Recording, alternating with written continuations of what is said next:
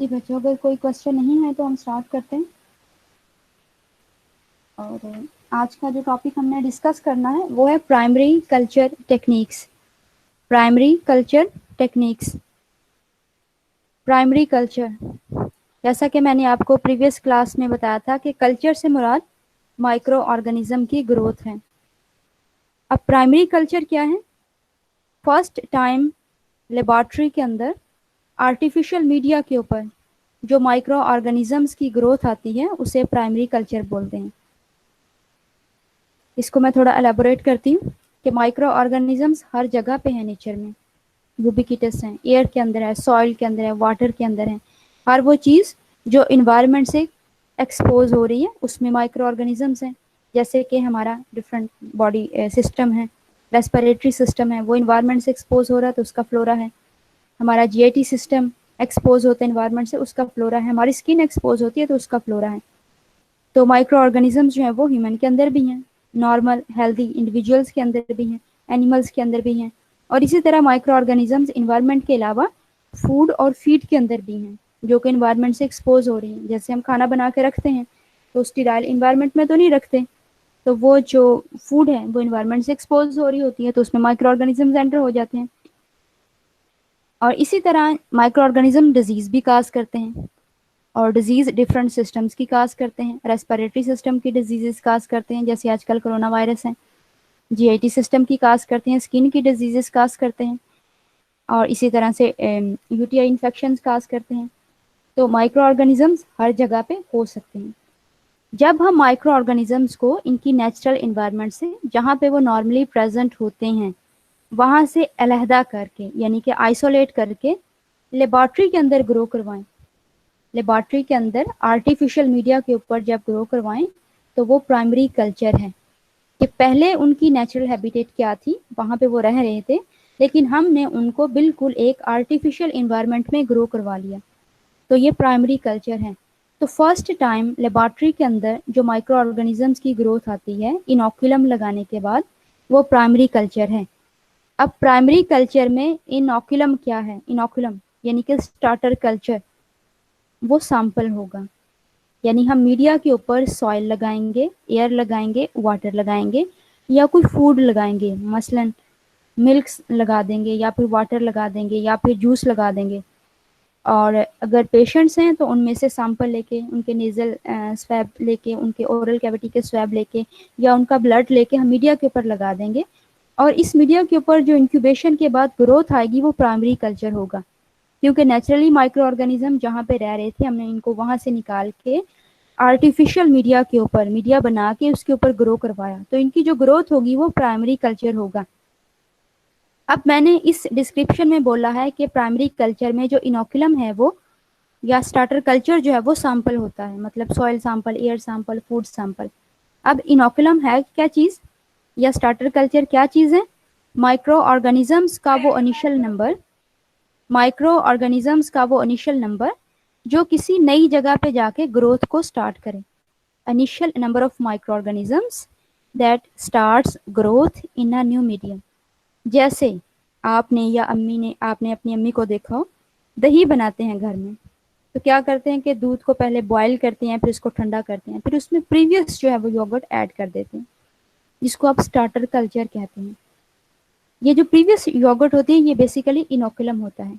तो आप दूध के अंदर इनोकुलम लगाते हैं क्योंकि उस पुरानी दही के अंदर आपके बैक्टीरिया होते हैं जो कि योगर्ट बनाने में हेल्प आउट करते हैं। जैसे लैक्टोबैसिलस है एक बैक्टीरियम जो कि योगर्ट बनाने में हेल्पफुल है। तो इनोकुलम क्या चीज़ है? इस केस में आपका योगर्ट है, और बेसिकली वो है क्या, उस एक स्पून योगर्ट के अंदर जो कि आप मिल्क में डालते हैं, माइक्रो ऑर्गेनिज्म का एक खास नंबर होता है जो कि मिल्क में जाके अपनी ग्रोथ को स्टार्ट करता है, नंबर इंक्रीज करता है, लैक्टिक एसिड प्रोड्यूस करता है, जिसकी वजह से मिल्क जो है वो योगर्ट में कन्वर्ट हो जाता है। तो इनोकुलम वो initial number of micro organisms हैं जो कि न्यू मीडिया में अपनी ग्रोथ को स्टार्ट करते हैं, माइक्रो ऑर्गेनिजम्स की ग्रोथ को।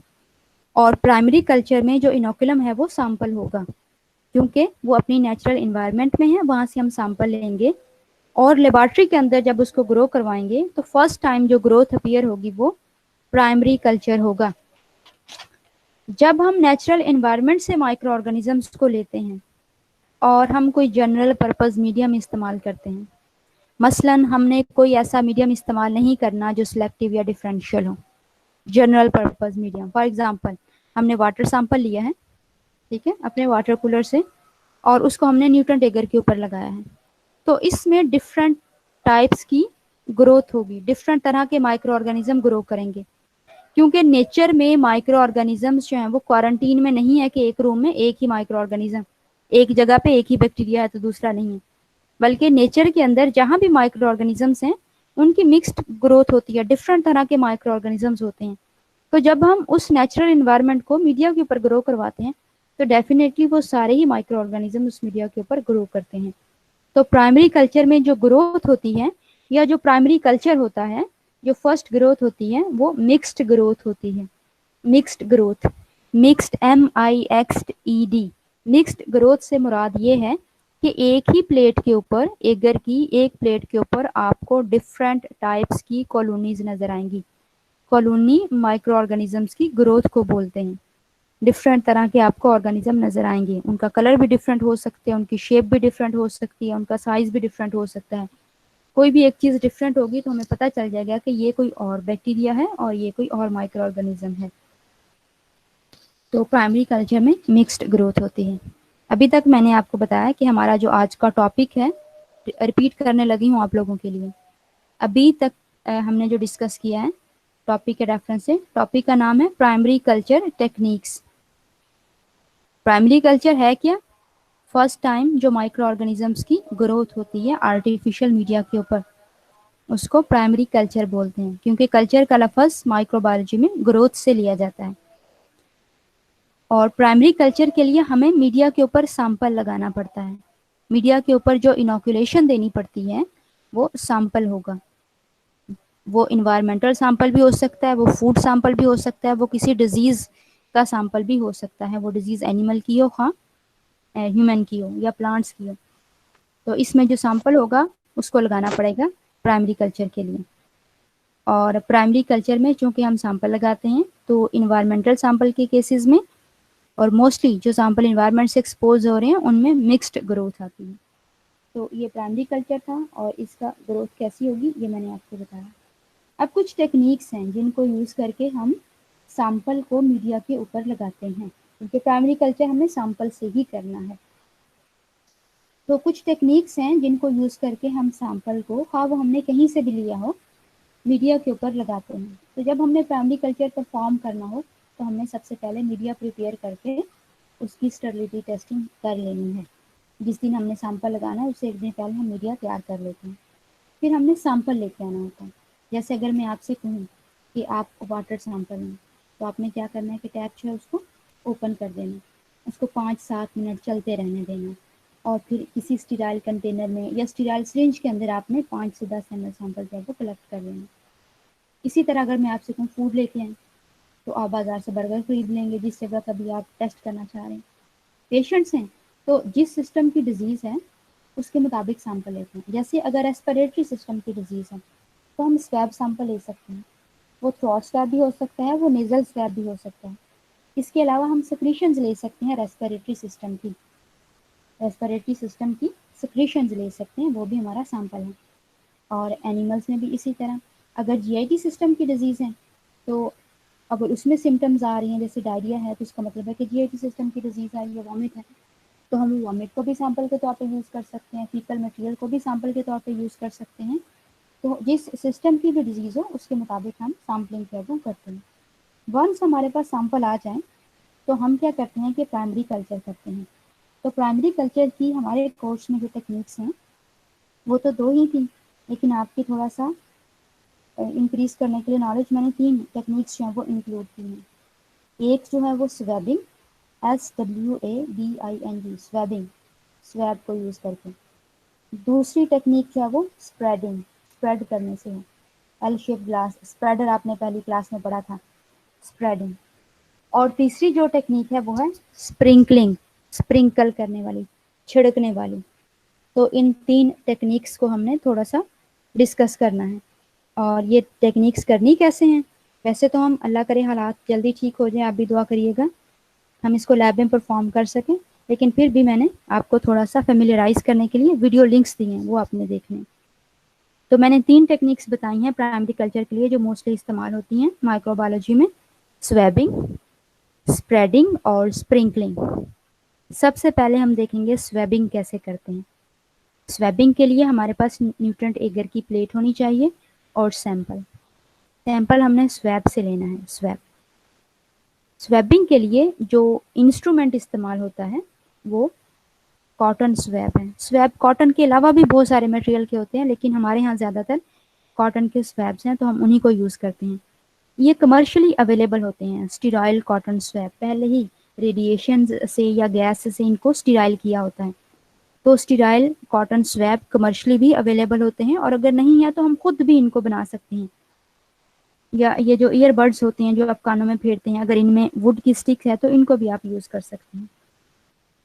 तो इसमें स्टीराइल कॉटन स्वैब इस्तेमाल होगा। न्यूट्रेंट एगर की आपके पास प्लेट होनी चाहिए। अब मैंने बोला है कि न्यूट्रेंट एगर की प्लेट होनी चाहिए, इसका मतलब है कि ये जो टेक्निक है ये हम एगर के ऊपर परफॉर्म करते हैं, मतलब कि सॉलिड मीडिया के ऊपर ये टेक्निक परफॉर्म की जाती है। तो आपने स्वैब सैंपल लेना है, किसी के थ्रोट से भी ले सकते हैं, नोज से भी ले सकते हैं, सरफेस स्वैब भी ले सकते हैं कि आप स्वैब को सरफेस के ऊपर आप करें। इवन कि आप अपने हाथों के ऊपर भी हाथों के ऊपर भी स्वैबिंग कर सकते हैं। कहीं जख्म हो गया, लीजन हो गया, वूंड बन गया है, पस पड़ गई उसमें, तो उस जगह से भी आप पस को एस्पिरेट भी कर सकते हैं और स्वैब्स भी ले सकते हैं। स्वैब को उस जगह पे टच करके ताकि वो पस ट्रांसफर हो जाए स्वैब के ऊपर, वो भी ले सकते हैं। आप अपने चश्मे के ऊपर से भी स्वैब को रब करके सैंपल ले सकते हैं। तो सैंपल लेने के बाद अब स्वैब के ऊपर, जो कि पहले स्टीराइल था, अब वहाँ पे सैंपल है और सैंपल में माइक्रो ऑर्गेनिजम्स हैं, इनोकुलम है। इस स्वैब को आपने न्यूट्रेंट एगर की प्लेट के ऊपर बैक एंड फोर्थ जाते हुए, प्लेट की एक साइड से दूसरे साइड तक जाते हुए यूनिफॉर्मली, कोई गैप दिए बगैर ऊपर से नीचे की तरफ मूव करना है। स्वैब को आपने प्लेट के एक साइड पे कॉर्नर पे रख लेना है और बैक एंड फोर्थ एक किनारे से दूसरे किनारे को टच करते हुए गैप दिए बगैर आपने नीचे पीछे की तरफ आना है, अंटिल के आप बिल्कुल नीचे वाले या बॉटम के पॉइंट तक पहुंच जाए। इस तरह आपने प्लेट को रोटेट कर लेना है।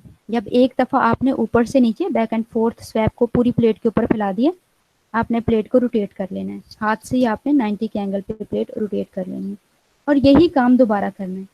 इसी तरह अगेन आपने प्लेट को रोटेट करना है और 3 दफ़ा जब आप रोटेट करेंगे तो साथ में आपने स्वैब जो है, साथ में जो स्वैब है उसको भी रोटेट कर लेना है। क्योंकि फर्स्ट टाइम आपने स्वैब की जो डायरेक्शन प्लेट के ऊपर अब की थी, वहां से माइक्रो ऑर्गेनिज्म ऑफ हो गए हैं। कहाँ पे चले गए हैं? मीडिया की प्लेट के ऊपर। तो अब आपने जब प्लेट की डायरेक्शन चेंज करनी है तो साथ में आपने स्वैब की डायरेक्शन भी थोड़ा सा घुमा के चेंज कर लेनी है और उसी तरह प्लेट के ऊपर से नीचे तक एक कॉर्नर से दूसरे कॉर्नर को टच करके नीचे तक आना। फिर थर्ड टाइम जब आपने प्लेट को रोटेट किया, साथ में अगेन आपने स्वैब की डायरेक्शन चेंज कर लेनी है उसको रोटेट करके, ताकि हर दफ़ा जब हम प्लेट की डायरेक्शन चेंज करें तो स्वैब के ऊपर जो बैक्टीरिया है वो कम्प्लीटली इधर की प्लेट के ऊपर ट्रांसफ़र हो सके। ये टेक्निक हम सैंपल से भी कर सकते हैं। और अगर हमारे पास लिक्विड सैंपल है, अगर सैंपल हमारे पास लिक्विड है, जैसे अगर आपके पास मिल्क सैंपल है या वाटर है, उससे भी आप स्वैबिंग कर सकते हैं। तब क्या करेंगे? जैसे आपने गले में स्वैब फेरा था सैंपल लेने के लिए, उसी तरह आप स्वैब जो है वो मिल्क सैंपल में डिप करेंगे। अब कॉटन है, वो तमाम के तमाम मिल्क को सोक कर लेगा। कॉटन है उस सैंपल को सोक कर लेना। आपने उसको स्क्वीज करना है ताकि उसमें से एक्स्ट्रा वॉल्यूम निकल जाए। अलबत्ता माइक्रो ऑर्गेनिज्म कॉटन के साथ स्टिक हो जाएंगे, वो स्क्वीज करने से आपके सैंपल में वापस नहीं जाएंगे। उसके बाद आपने स्वैबिंग के लिए वही पैटर्न यूज़ करना है जो कि मैंने आपको बताया। आपने प्लेट के ऊपर 3 टाइम्स स्वैप करना है, ऊपर से नीचे जाते हुए, गैप बिल्कुल नहीं छोड़ना, गैप बिल्कुल नहीं छोड़ना। और हर दफ़ा जब आप प्लेट की डायरेक्शन को रोटेट करेंगे, आपने स्वैप को भी रोटेट कर लेना है। इसी तरह यूनिफॉर्मली आपने फैलाने के बाद जब 3 दफ़ा आप स्वैबिंग कर लें तो आपने स्वैप को बिल्कुल सीधा खड़ा करना है और जैसे हांडी में डोई नहीं फेरते, प्लेट के बिल्कुल किनारों पे आपने वो उसकी जो टिप वाली साइड है उसको आपने टच करना है और पूरे सर्कल से, पूरी प्लेट की पेरिफेरी को आपने वो खड़े हुए स्वैप से आपने एक दफ़ा गुजारना है, ताकि उसकी टिप के ऊपर जो माइक्रो ऑर्गेनिज्म लगे हैं वो भी किनारों पे फैल जाए। उसके बाद आपने प्लेट को इंक्यूबेट कर देना। इंक्यूबेशन अगर आप बैक्टीरिया और यीस्ट के लिए कर रहे हैं तो 37 डिग्री सेंटीग्रेड करेंगे 24 आवर्स के लिए। और अगर आपका टारगेट मोल्ड है यानी कि फिलामेंटस फंजाई है तो उसका इंक्यूबेशन पीरियड जो है वो डिफरेंट होता है, वो 25 डिग्री सेंटीग्रेड ±3, और ये 3 डेज लेती है ग्रो करने में मोल्ड फिलामेंटस फंजाई। यीस्ट और बैक्टीरिया के केस में आपने प्लेट को 37 डिग्री सेंटीग्रेड पर 24 आवर्स के लिए इंक्यूबेट कर देना। अगले दिन आके आप देखेंगे तो आपने सैंपल लगाया था, यूनिफॉर्म ग्रोथ होगी पूरी प्लेट के ऊपर इक्वल डिस्ट्रीब्यूशन होगी माइक्रो ऑर्गेनिजम्स की, क्योंकि स्वेबिंग में हमारे पास यूनिफॉर्म ग्रोथ आती है। और इसमें आपको मिक्स्ड ग्रोथ नजर आएगी कि डिफरेंट तरह की कलर की कॉलोनीज आपको नजर आएंगी, उनका साइज डिफरेंट होगा, उनका डायमीटर डिफरेंट होगा। ये कॉलोनी क्या होती है, इसके कैरेक्टर्स क्या होते हैं, ये हमने इससे नेक्स्ट क्लास है, थर्ड नेक्स्ट क्लास, उसमें डिस्कस करने हैं। अभी कॉलोनी से मुराद माइक्रो ऑर्गेनिजम्स की विजिबल ग्रोथ है मीडिया के ऊपर। तो ये थी स्वैबिंग की टेक्निक, जिसमें हम स्टेराइल कॉटन स्वैब से इनोकुलम या सैंपल को एगर की सरफेस के ऊपर यूनिफॉर्मली ट्रांसफ़र करते हैं या इनोकुलेट करते हैं या इनोकुलेशन देते हैं, और उसके बाद इंक्यूबेट करते हैं, जिसमें हमारे पास अगर प्राइमरी कल्चर था, सैंपल लगाया तो मिक्स्ड ग्रोथ आती है। ये स्वैबिंग थी। अगली जो टेक्निक हम डिस्कस करने जा रहे हैं उसका पर्पस भी यही होता है कि माइक्रो ऑर्गेनिजम्स को यूनिफॉर्मली डिस्ट्रीब्यूट किया जाए, वो है स्प्रेडिंग, SPREADING, स्प्रेडिंग, फैलाने वाली टेक्निक। ये मोस्टली लिक्विड जो सैंपल्स हैं उनके ऊपर परफॉर्म की जाती है, सॉलिड सैंपल्स के ऊपर परफॉर्म नहीं कर सकते, जैसे बर्गर के ऊपर स्प्रेडिंग नहीं कर सकते। अलबत्ता अगर करनी ही है तो हमने उस सॉलिड को लिक्विड फॉर्म में लेके आना है, मतलब कि उसका सस्पेंशन बनाना है। उस बर्गर के छोटे छोटे चंक्स के पीसेस काट के उसको नॉर्मल सलाइन में डाल के अच्छी तरह मिक्स करना है, ताकि उस बर्गर के माइक्रो ऑर्गेनिज्म नॉर्मल सलाइन में आ जाए, और फिर उस नॉर्मल सलाइन को हमने ट्रांसफ़र करना है स्प्रेडिंग के लिए। स्प्रेडिंग टेक्निक में जो इंस्ट्रूमेंट इस्तेमाल होता है वो है स्प्रेडर, और ये डिफरेंट फॉर्म शेप्स के होते हैं। हमारी लैब के अंदर जो ज़्यादातर हैं वो एल शेप हैं और ग्लास से बने हुए हैं। तो स्प्रेडिंग की टेक्निक में हमारी लैब में जो इस्तेमाल होता है स्प्रेडर, वो एल शेप ग्लास स्प्रेडर है। शेप एल की तरह होती है उसकी, इंग्लिश का जो अल्फ़ाबेट है, और ग्लास से बना हुआ होता है। ये आपको पहली क्लास में मैंने जो लेक्चर दिया था उसमें आपने देखा होगा।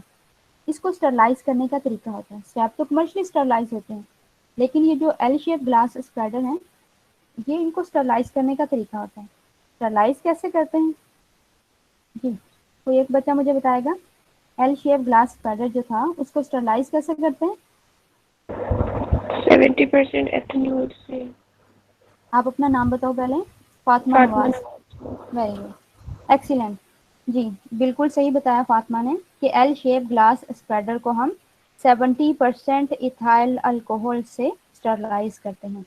हम इथाइल अल्कोहल के अंदर उसको डिप करेंगे, उसके बाद इथाइल अल्कोहल को एवेपोरेट करवाएंगे, और एवेपोरेशन को इंक्रीज करवाने के लिए हम जस्ट बर्नर से पास करते हैं। अब स्प्रेडर स्टेराइल हो गया। अब हमारा जो भी सैंपल हो, चाहे चाहे वो लिक्विड हो पहले से या हमने उसका सस्पेंशन बनाया है, उसमें से 100 माइक्रोलीटर न्यूट्रेंट एगर या एगर की सरफेस के ऊपर ट्रांसफर करना होता है। 100 माइक्रोलीटर। अगर आपके पास प्लेट जो है वो 100 mm डायमीटर की है, पेट्री प्लेट्स डिफरेंट डायमीटर की होती हैं। नॉर्मली हम उन्हें कहते हैं छोटी प्लेट, बड़ी प्लेट, लेकिन उनका डायमीटर होते हैं, गोल होती है ना, बिल्कुल राउंड होती है। तो एक प्लेट होती है जिसको हम छोटी कहते हैं, उसका डायमीटर होता है 60 मिलीमीटर, और जो बड़ी प्लेट होती है उसका डायमीटर होता है 100 मिलीमीटर। तो अगर आपके पास 100 मिलीमीटर डायमीटर वाली प्लेट है तो उसमें आप 100 माइक्रोलीटर ही ट्रांसफ़र करते हैं सैंपल। और ट्रांसफ़र करने के लिए हम कुछ और इंस्ट्रूमेंट यूज़ करते हैं, जैसे कि माइक्रो पाइपट। माइक्रो पाइपट ऐसा इंस्ट्रूमेंट है जो माइक्रो लीटर्स में वॉल्यूम को मेजर करता है। पाइपट जो है वो लिक्विड्स को मेजर करती है एमएल के अंदर। 1 ml की होती है, 2 ml की होती है, 5 ml की, 10 ml की पाइपट्स होती हैं ग्लास की, बड़ी बड़ी आपने देखी होंगी। लेकिन जो माइक्रो पाइपट होती हैं ये जब हमने वॉल्यूम 1 ml से कम लेना हो, यानी माइक्रो लीटर्स में लेना हो, जैसे अभी हम ले रहे हैं 0.1 ml, यानी कि 100 माइक्रो लीटर, तो हम माइक्रो पाइपेट को यूज़ करेंगे जो कि स्मॉल क्वांटिटी में वॉल्यूम को, लिक्विड्स को मेजर करती हैं। तो अपना सैंपल हम 100 माइक्रोलीटर एगर की या मीडिया की प्लेट के ऊपर ट्रांसफ़र करते हैं और एल शेप ग्लास स्प्रेडर को स्टरलाइज करने के बाद हम स्प्रेडर को बिल्कुल हॉकी की तरह प्लेट के ऊपर आगे पीछे चलाते रहते हैं ताकि वो जो हमने लिक्विड ऊपर डाला है वो आगे पीछे चला जाए, और साथ में प्लेट को रोटेट करते जाते हैं एक ही डायरेक्शन में। स्प्रेडर को, एल शेप ग्लास स्प्रेडर को, उसका जो एल शेप वाला है वो प्लेट की सरफेस से टच हो जाएगा। जैसे हॉकी पकड़ते हैं वैसे ही पकड़ा हुआ होगा। जैसे हॉकी की नीचे जो कर्व वाली साइड है वो बॉल से या जमीन के साथ टच हो रही होती है, इसी तरह जो एल शेप ग्लास स्प्रेडर है उसकी एल जो शेप है वो मीडिया की सरफेस के साथ टच हो रही होती है और आपने ऊपर अपना सैंपल डाला होता है। तो हम एल शेप ग्लास स्प्रेडर को एक ही डायरेक्शन में ऊपर नीचे मूव करते रहते हैं और दूसरे हाथ से प्लेट को रोटेट करते जाते हैं, प्लेट को रोटेट करते जाते हैं। ये काम हमने तब तक करना है जब तक तमाम का तमाम वॉल्यूम जो हमने प्लेट के ऊपर डाला था प्लेट की सरफेस के ऊपर एब्जॉर्ब ना हो जाए। एब्जॉर्ब होने का पता कैसे चलेगा कि सरफेस पहले की तरह ड्राई हो जाएगी।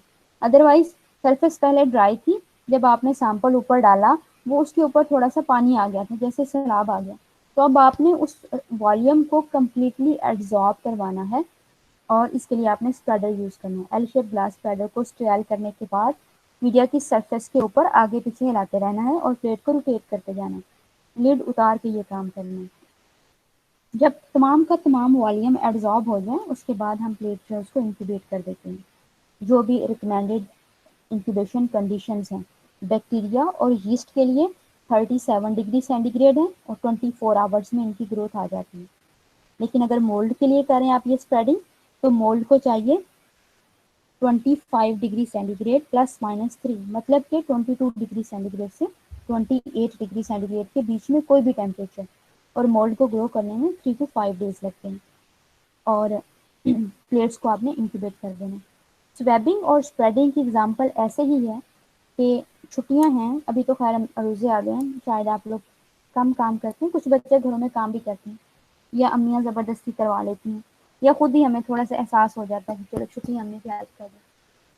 तो बस घरों में क्या होता है कि पानी डालते हैं फर्श के ऊपर, सफाई करनी है, झाड़ू लगाने के बाद, मट्टी वगैरह साफ करने के बाद पानी डाल दें। उसके बाद उस पानी को या कंप्लीटली फ्लोर जो है उसको क्लीन करने के लिए कपड़े का इस्तेमाल होता है जिसको उर्फे आम में तपड़ी कहते हैं। तो आप कपड़ा गीला करें और फर्श के ऊपर अच्छी तरह उसको क्लीन कर दें, तपड़ी लगाते हैं, इससे भी फर्श क्लीन हो जाएगा। और ये जस्ट लाइक स्वैबिंग है कि स्वैब को आपने सैंपल के अंदर डिप किया या सैंपल लिया उससे और सरफेस के ऊपर फैला दिया, बिल्कुल ऐसे जैसे कपड़े को आपने पानी में डिप किया, उसको निचोड़ा ताकि एक्स्ट्रा पानी निकल जाए और फर्श के ऊपर लगा दिया, उससे पोछा जो भी था। स्वैबिंग बिल्कुल ऐसे ही है, अगर उसकी बिल्कुल आम सी जनरल सी एग्जांपल है। स्प्रेडिंग कैसे है? स्प्रेडिंग ऐसे है जैसे आप वाइपर लगाते हैं। आप क्या करते हैं, आपको पानी फ्लोर के ऊपर थ्रो करना पड़ता है, पानी डालना पड़ता है, पानी डालते हैं फिर वाइपर से उसको साफ करते जाते हैं। लेकिन प्लेट के ऊपर हमने उस एरिया के अंदर ही पानी को इतना फैलाना है, इतना फैलाना है कि वो एब्जॉर्ब हो जाए, फर्श की तरह बाहर नहीं निकाल देना। तो स्प्रेडिंग जस्ट लाइक ऐसी है जैसे आप वाइपर से फ्लोर साफ करते हैं और स्वेबिंग ऐसी है जैसे कि आप तपड़ी लगाते हैं। और इन दोनों टेक्निक्स को परफॉर्म करने के लिए हमें सॉलिड मीडिया चाहिए होता है। तो इसके लिए हमें एगर प्रिपेयर करना पड़ता है पैटे डिशेस के अंदर।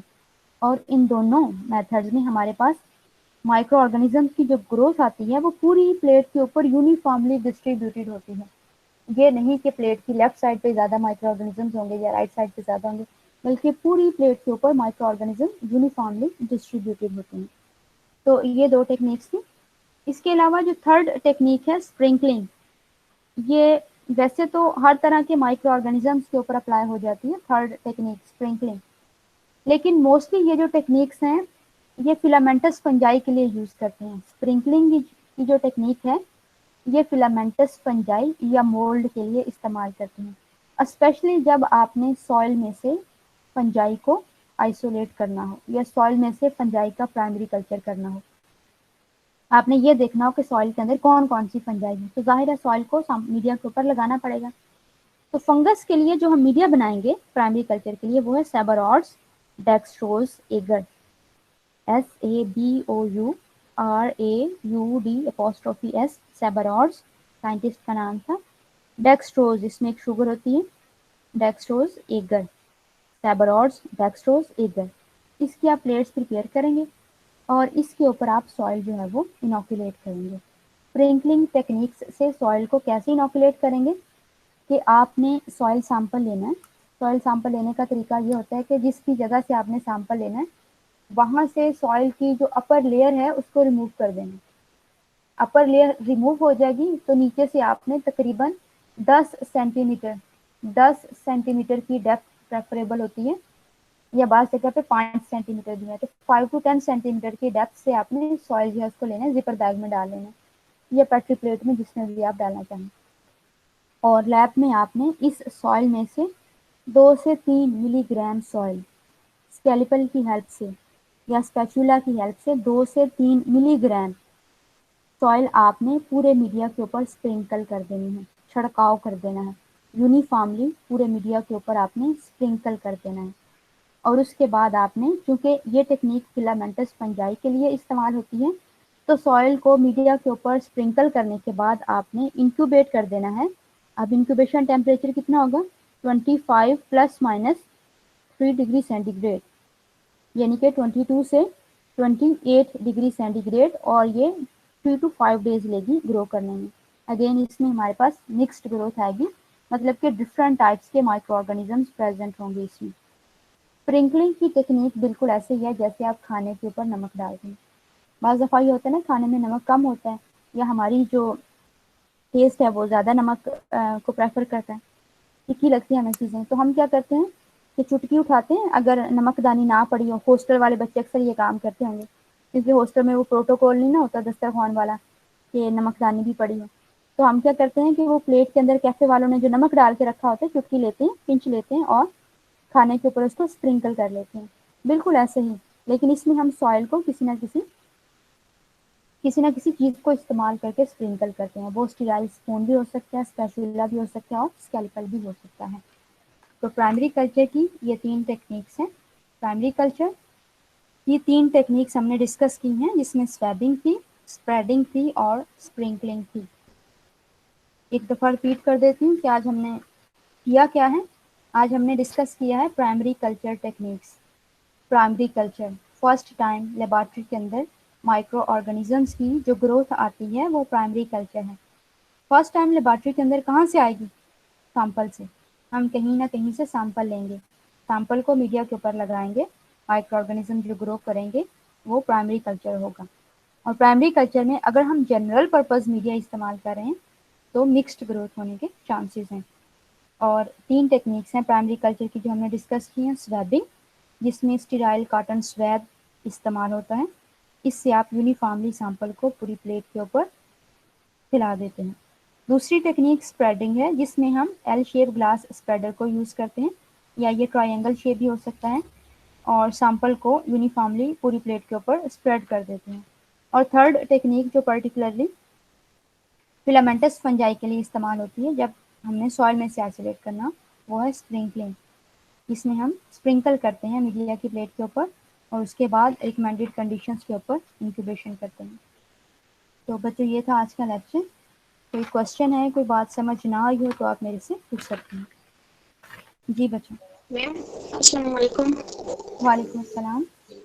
मैम फर्स्ट टेक्निक रिपीट कर दें, वो एक्चुअली मैं ज्वाइन नहीं हो रहा था, मैं लेट हो गई ओके थी। Okay okay. जो फर्स्ट टेक्निक हमने डिस्कस की थी वो है स्वैबिंग, मतलब कि स्वैब शायद आपने देखे हों कभी ना कभी या सुने होंगे, आजकल कोरोना वायरस के रेफरेंस से सुना होगा, थ्रोट स्वैब लेते हैं। तो स्वैब को यूज़ करके जब हम सैंपल को या इनोकुलम को, initial number of micro organism या स्टार्टर कल्चर जो होता है, आपको स्वैब को यूज़ करके जब आप माइक्रो ऑर्गेनिजम्स को मीडिया के ऊपर लगाते हैं, इनोकुलेट करते हैं, तो वो जो टेक्निक है वो स्वैबिंग होती है। स्वैब कहाँ से आएंगे, आजकल बहुत सारी कंपनीज हैं जो ये कारोबार करती हैं। कॉटन स्वैब जो हैं, कॉटन के अलावा भी होते हैं, कमर्शियली अवेलेबल होते हैं, और ये गामा रेज से या फिर गैस से स्टरलाइज किए होते हैं। जिस तरह सिरिंजेस अवेलेबल होती हैं इस तरह स्वैब भी कमर्शियली अवेलेबल होती हैं। तो हम क्या करते हैं, स्वैब को लेके उसको माइक्रो ऑर्गेनिजम्स के सोल्यूशन में डिप करते हैं या सैंपल में डिप करते हैं। जैसे मिल्क में से अगर आपने माइक्रो ऑर्गेनिज्म कल्चर करने हो प्राइमरी कल्चर, तो आप मिल्क सैंपल में स्वैब को डिप करेंगे उसके बाद उसको थोड़ा स्क्वीज़ करेंगे, क्योंकि कॉटन है उसने बहुत सारा सैंपल जो है वो सोक कर लिया। अब उसको स्क्वीज़ करके हम उसमें से एक्स्ट्रा लिक्विड निकाल देंगे। अलबत्ता माइक्रो ऑर्गेनिज्म जो मिल्क के अंदर होंगे वो स्वैब के साथ लग जाएंगे। अब हमने इनोकुलेशन किस तरह से करनी है स्वैब को यूज़ करके, ये न्यूट्रन एगर की प्लेट लेनी है, उसके बिल्कुल एक साइड पे राउंड है तो कोई एक साइड पे बिल्कुल फ्रंट पे आपने स्वैब को थोड़ा सा टिल्ट करके रख लेना, थोड़ा सा एंगुलर पोजीशन पे, जैसे हम बॉल पॉइंट पकड़ते हैं लिखने के लिए बिल्कुल ऐसे ही स्वैब पकड़ते हैं। तो आपने स्वैब को रखना है और गैप दिए बगैर प्लेट की एक साइड से दूसरी साइड कंप्लीट, ये नहीं कि बीच बीच में कर लें और साइडें खाली छोड़ दें, बैक एंड फोर्थ प्लेट की एक साइड से दूसरी साइड तक स्वैब को सरफेस के साथ टच करते बिल्कुल नीचे तक आ जाना। जब पूरी प्लेट कवर हो जाए एक डायरेक्शन में, आपने स्वैब को हटा लेना और प्लेट को रोटेट कर देना। प्लेट को एक जितना हाथ रोटेट कर सके उतना रोटेट कर देना, या दूसरे लफ्जों में आप कह लें 90 के एंगल पे। अगर वो बढ़ गया तो उसको 90 के एंगल पे किसी भी डायरेक्शन में रोटेट कर देना। साथ ही आपने स्वैब जहाँ से लगाया था, स्वैब की उस साइड से माइक्रो ऑर्गेनिज्म मीडिया के ऊपर ट्रांसफर हो चुके हैं, इसलिए जब हमने प्लेट को रोटेट किया साथ में हमने स्वैब को भी थोड़ा सा रोटेट कर लेना, जैसे बाल पॉइंट घुमाते हैं आप हाथ में बिल्कुल वैसे। तो उसको थोड़ा सा फिंगर और थंब को रोटेट करके आपने स्वैब की डायरेक्शन चेंज कर लेनी है। और इसी तरह आपने जो काम पहले किया था, प्लेट की एक साइड जो ऊपर आ गई है वहां पे रखते हुए बैक एंड फोर्थ जाते हुए गैप दिए बगैर आपने नीचे तक आना। तीसरी दफ़ा आपने फिर रोटेट करना है प्लेट को, और अगेन आपने स्वैब को भी रोटेट कर लेना है, और वो काम जो आप 2 दफ़ा कर चुके हैं वो तीसरी दफ़ा भी करना है। जब 3 दफ़ा आप रोटेट कर लें तो बाज़ दफ़ा किनारे जो हैं वो खाली रह जाते हैं थोड़े से, क्योंकि बिल्कुल सर्कल है तो स्वैब पूरी तरह नहीं पहुँचता। तो अब हमने स्वैब को बिल्कुल सीधा खड़ा कर देना है। जब सीधा खड़ा करेंगे तो स्वैब की बिल्कुल जो टिप होगी वहाँ पे तो माइक्रो ऑर्गेनिज्म अभी हमने ट्रांसफ़र नहीं किए थे, तो वो हमने प्लेट के पूरे जो दायरा है, पेरिफेरी है जो उसकी, जो किनारे हैं, जो उसकी दीवार है पैटी प्लेट की, उसके साथ मीडिया के ऊपर पूरा एक चक्कर लगवाना है। ये स्वेडिंग की टेक्निक थी जो कि होगी। उसके बाद हमने प्लेट को बंद करना है, प्लेट उल्टी करके रैप करनी है और उसको इंक्यूबेट कर देना है। उसके लिए इंक्यूबेटर में उसको प्लेस कर देना है 37 डिग्री सेंटीग्रेड पे 24 आवर्स के लिए। अगले दिन देखेंगे तो इसमें मिक्स्ड ग्रोथ होगी। जी, ये यस स्वेडिंग मैम, की टेक्निक थी। Thank you. ऐसा। जी बच्चों कोई जी मैं सवाल? अस्सलाम जी वालेकुम बोलिए। मैम। वालेकुम अस्सलाम।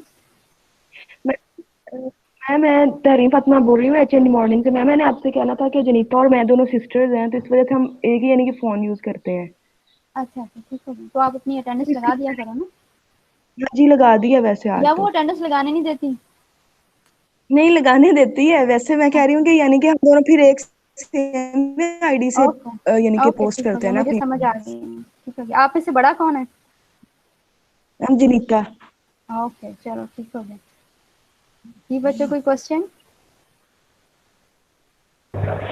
मैम पेट्री प्लेट्स को हम हमेशा उल्टा क्यों रखते हैं? शाबाश, अपना नाम बताओ। फातिमा। फातिमा। पेट्री प्लेट्स को बैक्टीरिया और यीस्ट के केस में उल्टा रखते हैं, बल्कि अगर टिपिकल बात की जाए तो बैक्टीरिया के केस में जब भी हमने सैंपल लगा दिया उसके बाद प्लेट्स को उल्टा करके इंक्यूबेट करना, लेकिन फिलामेंटस फंजाई के केस में हमने प्लेट्स को सीधा इंक्यूबेट करना है।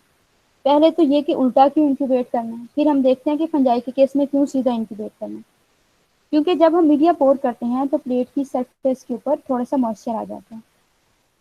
आपको पता होगा कि एवेपोरेशन हर टेम्परेचर पे होती है, तो जब हम मीडिया पानी के अंदर बना के उसको प्लेट के अंदर पोर करते हैं तो वो मीडिया के अंदर वाटर कंटेंट्स प्रेजेंट होते हैं और हर टेम्परेचर पे एवेपोरेशन होती रहती है। तो प्लेट का अगर लिड देखें ना, जब हम बाकायदा काम स्टार्ट करेंगे, अल्लाह करे जल्द उनको वक्त आए, तो प्लेट के ऊपर थोड़ा सा मॉइस्चर होता है। तो अगर हम प्लेट्स सीधे ही इंक्यूबेट कर दें बैक्टीरिया के केस में, तो वो मॉइस्चर के जो ड्रॉपलेट्स हैं, अगर हमने स्वैबिंग की है या स्प्रेडिंग की है, जिस जगह पे वो ड्रॉप गिरेगा वहाँ से ग्रोथ जो है उसके ग्रो करने के, बैक्टीरिया के ग्रो करने के चांसेस कम हो जाते हैं, क्योंकि उस वाटर ड्रॉप जिसमें बैक्टीरिया नहीं है उसने वहाँ पे गिर के वहाँ से इनोकुलम को साइड पे कर दिया। तो हमारी ग्रोथ डिस्टर्ब होती है बैक्टीरिया के केस में जब हम प्लेट्स को सीधा इंक्यूबेट करते हैं। और अगर हमने कॉलोनी मॉर्फोलॉजी स्टडी करनी हो या आगे फर्दर हमने टेस्ट लगाने हो, कुछ टेस्ट में भी हमें ये टेक्निक्स परफॉर्म करना चाहती है और उसमें हमें यूनिफॉर्म इनोकुलम चाहिए होता है, यूनिफॉर्म ग्रोथ चाहिए होती है। तो बैक्टीरिया की अगर ग्रोथ डिस्टर्ब हो जाए तो हम उसकी कॉलोनी मॉर्फोलॉजी स्टडी नहीं कर सकते और वो एक्सपेरिमेंट्स परफॉर्म नहीं कर सकते जिसमें हमें वो ग्रोथ चाहिए। इसलिए बैक्टीरिया के केस में प्लेट्स में वो उल्टी रखते हैं, यीस्ट के केस में भी उल्टी रखते हैं, क्योंकि यीस्ट भी यूनिसेलुलर है तो उसका बिहेवियर थोड़ा सा ग्रोथ के रेफरेंस से, सिर्फ ग्रोथ के रेफरेंस से बैक्टीरिया की तरह होता है। अब मोल्ड के केस में प्लेट्स सीधी क्यों रखते हैं? वैसे तो तमाम माइक्रो ऑर्गेनिजम्स के केस में प्लेट्स उल्टी रखनी चाहिए, लेकिन फिलामेंटस फंजाई यानी कि मोल्ड में हम प्लेट्स सीधी रखते हैं, क्योंकि अभी मैंने एक तस्वीर लगाई हुई है, अभी ये जो अगर आपने लेक्चर खोला है, मोल्ड की जो ग्रोथ होती है वो बड़ी डिफरेंट होती है बैक्टीरिया के निस्बत। उसमें उसका टेक्सचर जो होता है ना, ग्रोथ की जो अपीयरेंस होती है, जब फुली मेच्योर हो जाए, तमाम की तमाम माइसीलिया बन जाए, फंगस में माइसीलिया बनते हैं और उसके स्पोर्स बन जाएं, म्यूकर है तो उसमें स्पोरेंजियम बन जाए, ये सब फुली ग्रो कर जाती है जब सारी फंजाई, तो उसमें ग्रोथ की अपीयरेंस होती है जिसको हम टेक्सचर कहते हैं, कि वो जैसे कपड़ों में स्टफ होता है वैसे होता है, कि बाज़ दफ़ा तो हमें ऐसे लगता है कि फंगस इस तरह ग्रो की है जैसे डस्ट पड़ी। अब डस्ट को थोड़ा सा भी हिलाएंगे तो वो उड़ेगी, ऐसे लगता है जैसे ग्रेन्यूल्स पड़े हैं, जैसे टपाल दानेदार आप प्लेट में डाल दें ना, मोती लगते हैं, ग्रेन्यूलर टेक्सचर होता है और पाउडरी टेक्सचर होता है, जैसे फेस पाउडर नहीं होता जो मुंह पे लगाते हैं आप लोग, और वो जैसे उसके पैन के अंदर पड़ा होता है वैसे टेक्सचर होता है पाउडरी, वो थोड़ा सा भी डिस्टर्ब हो जाए तो वो उड़ने लग जाता है।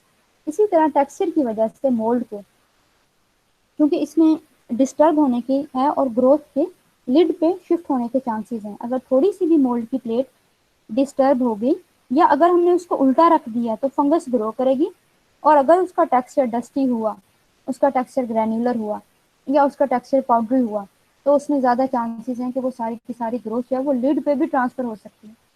माइसीलियल फॉर्म एगर के साथ रहेगी, लेकिन अगर हम प्लेट को उल्टा रखेंगे तो वो जो स्पोर्स बने हुए हैं वो स्पोर्स लिड के ऊपर भी ट्रांसफ़र हो जाएंगे। और हमने प्लेट को सील करके तो रख नहीं देना होता कि आज रखा है तो उसको 70 साल बाद खोलना, हमने बाकायदा लैब में रूटीनली उसमें काम करना होता है, हमें बार बार प्लेट ओपन करना पड़ती है ताकि हम वहाँ से माइक्रो ऑर्गेनिज्म लेके उनके ऊपर अपने एक्सपेरिमेंट्स लगा सकें। तो ऐसी प्लेट अगर हमने उसको गलती से उल्टा रख दिया है, मोल्ड है, फिलामेंटस फंजाई है, उसको जब हम बर्नर के पास भी खोलते हैं तो खोलने से उसके स्पोर्स की इन्वायरमेंट के अंदर डिस्पर्स होने की या ट्रांसमिट होने के चांसेस बढ़ जाते हैं। ज़रूरी नहीं है हो, लेकिन चांसेस बढ़ जाते हैं क्योंकि वो लिड के ऊपर थे और लिड को आपने मूव करना है। प्लेट खोलने का भी एक तरीका होता है, आई विश मैं आपको सिखाती, इसलिए मैं बार बार कह रही हूँ कि इसमें प्रैक्टिकली करने की ज़्यादा चीज़ें कि प्लेट को खोलने का भी एक तरीका होता है कि अंगूठे से खोलते हैं तो लिड को आप मूव करते हैं ऊपर की तरफ, तो जब लिड को मूव करेंगे, लिड मूव कर रहा है साथ में, ज़ाहिर है स्पोर्स भी डिस्टर्ब होंगे, वो इन्वायरमेंट के अंदर जाएंगे। इसलिए प्रेफर किया जाता है कि मोल्ड के केस में प्लेट्स सीधी इंक्यूबेट की जाए थ्रू आउट द प्रोसेस, और बैक्टीरिया और यीस्ट के केस में प्लेट्स उल्टी, और ताकि कॉलोनी या हमारी ग्रोथ जो है वो डिस्टर्ब ना हो। इसी वजह से बैक्टीरिया और यीस्ट के केस में प्लेट्स जो हैं वो उल्टी इंक्यूबेट करते हैं। जी, होपफुली समझ आ ओके गई होगी मैम। बात में। Yes ma'am, thank you. जी बच्चों, कोई और क्वेश्चन? मैम सॉइल के अपर लेयर को रिमूव करके नीचे से हम क्यों सैंपल के तौर पर ले रहे हैं? पहले तो अपना नाम बताओ। अफसा। अफसा, अफसा, वेरी गुड। सॉइल को ऊपर से क्यों रिमूव करते हैं? सॉइल ऊपर की जो सरफेस है वो कहाँ पे एक्सपोज हो रही है? एक तो अगर हम उसके ऊपर चलें तो हमारे पाँव से एक्सपोज होती है, इसके अलावा जो एयर है, जो इन्वायरमेंट है, एयर जो है उससे भी एक्सपोज होती है। तो अगर हम ऊपर की सरफेस को ही साथ में ले लें तो वो ऊपर की सरफेस जो है उसमें सॉइल के अलावा एयर के माइक्रो ऑर्गेनिजम्स भी आएंगे, और हम सिर्फ सॉइल के माइक्रो ऑर्गेनिजम्स को लेना चाह रहे हैं, तो इस वजह से हमें अपर सरफेस को रिमूव करना होता है। इसी तरह मैंने बात की कि पानी जब आप वाटर सैंपल लेंगे तो आपने टैप को ऑन कर देना, थोड़ी देर उसको 5-10 मिनट चलने देना, मतलब पानी ज़ाया करना है अगर आपने इसका माइक्रो ऑर्गेनिज्म चेक करना है। अब ये 5 से 10 मिनट क्यों चला दिया, ऐसे ही पानी ज़ाया कर दिया? इसका पर्पज़ ये है कि जब हम टैप क्लोज़ करते हैं, वाटर सिस्टम क्लोज़ होते हैं, तो कुछ पानी जो है वो खड़ा होता है, वो जो पाइप्स होते हैं उनके अंदर पानी खड़ा होता है, तो हम बेसिकली पानी के सोर्स का सैंपल लेना चाह रहे होते हैं, तो वो जो खड़ा सैंपल होता है उसको हम वहाँ से ऑफ करना चाह रहे होते हैं, उसको वहाँ से ऑफ करना चाह रहे होते हैं, इसलिए हम उसको ऑन कर देते हैं। जब वो टैप के अंदर, पाइप्स के अंदर प्रेजेंट सारा पानी 5-10 मिनट में निकल जाता है, उसके बाद एक्चुअल जो पानी आ रहा होता है वो उस वाटर सोर्स से आ रहा होता है जिसका हम सैंपल लेना चाह रहे होते हैं, इसलिए हमने 5 या 10 मिनट उसको ऑन करते हैं। और सॉइल की अपर सरफेस को भी इसलिए रिमूव करते हैं ताकि नीचे वाली सरफेस जो एयर से एक्सपोज नहीं हो रही हम वो लें। वो क्यों लें? ताकि उसके अंदर जो माइक्रो ऑर्गेनिज्म है वही आए, एयर के अंदर ना आए, क्योंकि एयर हमारी स्टीराइल नहीं है, एयर के अंदर भी अपने माइक्रो ऑर्गेनिज्म हैं। जी अफसा समझ जी आ गई ओके है? मैम। जी मैम। जी बच्चों कोई और सवाल?